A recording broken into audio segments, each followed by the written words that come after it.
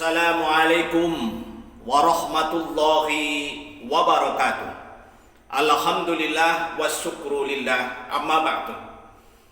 Pada hari ini masih di bulan Ramadan. Kapan asal mula ada adzan? Kapan asal mula ada adzan? Kapan mulai ada adzan? Adzan dimulai ketika Muhammad Rasulullah Shallallahu Alaihi Wasallam berada di Madinah pada hijrah yang pertama. Waktu Nabi Muhammad masih belum lama di Madinah, orang-orang kalau mau sholat masih dalam kebingungan. Mengapa kebingungan?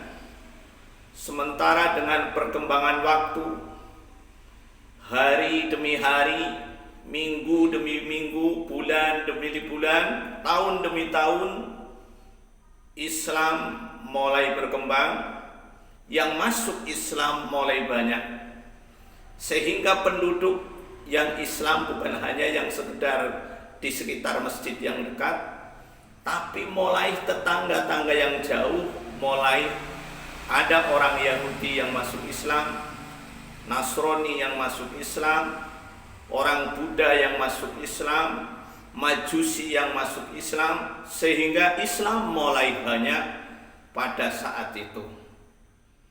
Namun Rasulullah merasa bingung dan para sahabat, mereka kalau mau sholat duhur, dia jam 10 sudah datang. Kalau mau sholat asar, jam 3 sudah datang. Bahkan setengah 3 sudah datang. Waktu itu belum ada jam, ini hanya perkiraan. Yang jelas dia menunggu-nunggu kapan waktu duhur. Dia menunggu-nunggu kapan waktu asar. Dia menunggu-nunggu kapan waktu maghrib. Merasa kepayahan. Apalagi semakin sini semakin jauh, yang masuk Islam semakin banyak. Mereka yang kerja di kebun, yang kerja di ladang, yang kerja di kebun kurma, yang bertani. Sementara pada waktu itu yang bertani jauh dari masjid, dari Masjid Madinah, yang bercocok tanam jauh dari Masjid Madinah, sehingga waktu itu tidak ada untuk tanda kapan waktu duhur, kapan waktu asar, kapan waktu maghrib, kapan waktu isya dan subuh. Akhirnya Rasulullah mengadakan diskusi beserta para sahabat yang telah masuk Islam, mengadakan diskusi musyawarah. Dikumpulkanlah para sahabat oleh Rasulullah. Di antaranya setelah berkumpul mengadakan diskusi. Ketika mengadakan diskusi, ada sahabat yang tadinya orang Yahudi, yang tadinya orang Nasrani, yang tadinya orang Majusi, yang tadinya orang Buddha, kumpul semuanya. Lah mereka usul masing-masing sesuai dengan kesenangan dulu. Yang pertama orang Nasrani, kemudian orang Yahudi, orang Majusi, orang Nasrani. Usul pertama, ya Rasulullah, saya dulu adalah agamanya Nasrani. Bagaimana tanda untuk tanda waktu sholat pakai tanda yang dibiasakan oleh orang Nasrani, yaitu dengan pakai trompet. Maka begitu waktu asar, trompet dinyalakan, trompet dibunyikan. Itu usul dari orang yang tadinya orang Nasrani masuk Islam.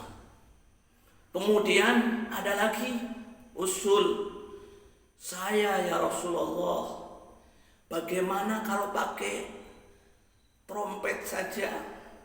Kalau tadi pakai lonceng yang pertama, ya, pakai lonceng itu yang orang Nasrani.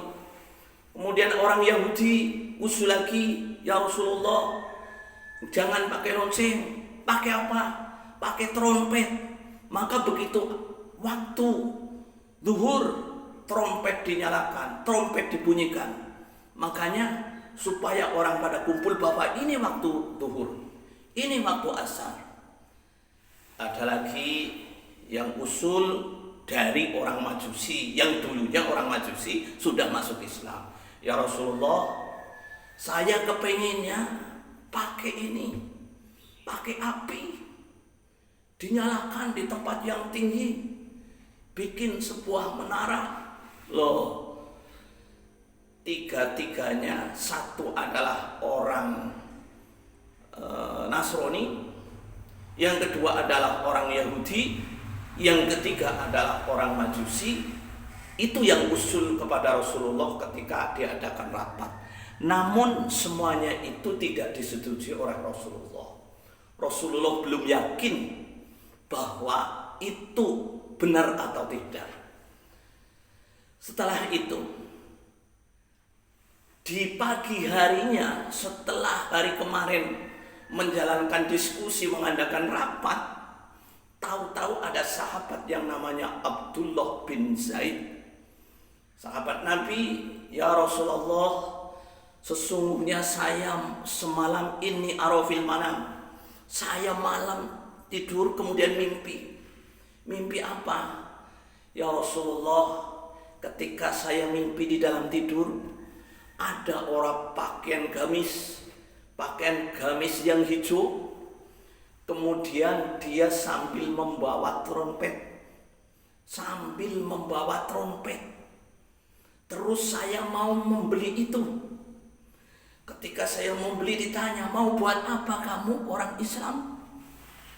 Saya mau buat tanda untuk waktu sholat.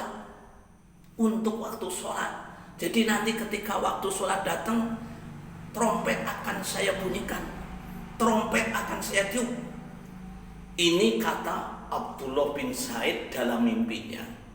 Kemudian orang yang berpakaian jubah putih, pakaian gamis putih, gamis hijau, gamis yang hijau, maka dia mengatakan, wahai kamu adalah orang Islam, jangan pakai trompet, tapi pakai kalimat-kalimat Allah. Kalimat apa? Perhatikan, ini akan saya bunyikan, akan saya bacakan. Akhirnya Abdullah bin Zaid memperhatikan dan menghafalkan. Allahu Akbar, Allahu Akbar, Allahu Akbar, Allahu Akbar, sambil seperti ini, sebagaimana azan. Lah, sampai selesai, sampai Allahu Akbar, sampai terakhir. Setelah itu diperhatikan dan dihafalkan oleh Abdullah bin Zaid.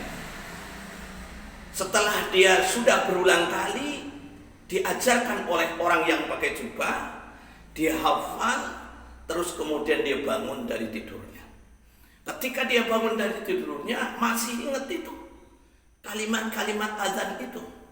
Akhirnya dia datang langsung menghadap Rasulullah. Ya Rasulullah, sesungguhnya aku malam mimpi. Mimpi apa?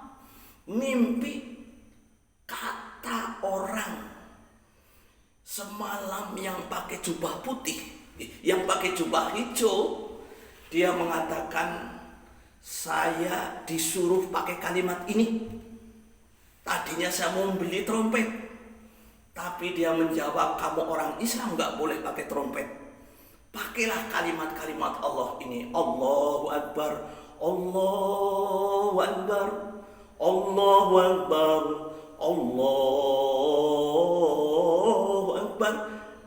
Diteruskan sampai selesai di hadapan Rasulullah. Rasulullah menyetujui.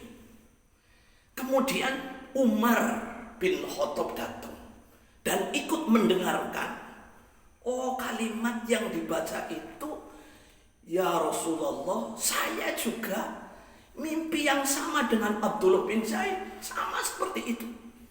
Oh, kalau sama begitu, akhirnya Rasulullah menyetujui, ya sudahlah, kalau itu memang benar, coba panggil yang namanya Bilal bin Rabah.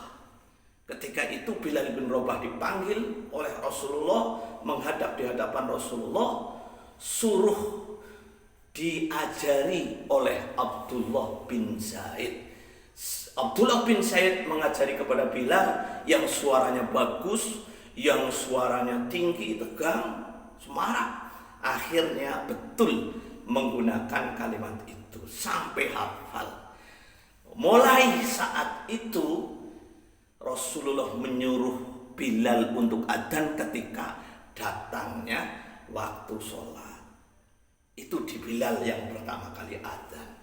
Kemudian setelah itu, karena Rasulullah seorang hakim, seorang bijaksana, yang tadi semua usulan dari mereka para sahabat yang baru masuk Islam ingin merasa dilindungi. Masya Allah, orang Majusi yang usul pakai api kemudian dibakar, itu tanda, berarti itu tanda waktu sholat datang. Tidak pakai itu, cuma menggunakan menara. Menaranya yang digunakan, menara itu adalah tempat api orang Majusi, tempat ibadahnya orang Majusi yang menyembah api. Itulah menara. Manara artinya tempat api. Itu adalah sejarah. Menara itu sejarah tempat ibadahnya orang Majusi. Tapi dipakai oleh Rasulullah, menyuruh tukang untuk bikin seperti ini. Akhirnya Bilal naik ke atas menara itu, kemudian dipakai untuk adzan oleh sahabat Bilal sampai terdengar kemana-mana. Karena waktu itu belum ada speaker, waktu itu belum ada tip seperti sekarang ini. Akhirnya digunakan sampai sekarang, setiap masjid ada menara. Contoh lain, Rasulullah bijaksana menghargai orang Yahudi, menghargai orang Nasrani, menghargai orang Buddha. Maka di masjid itu, masjid ada namanya Kubah. Kubah aslinya adalah Kubah.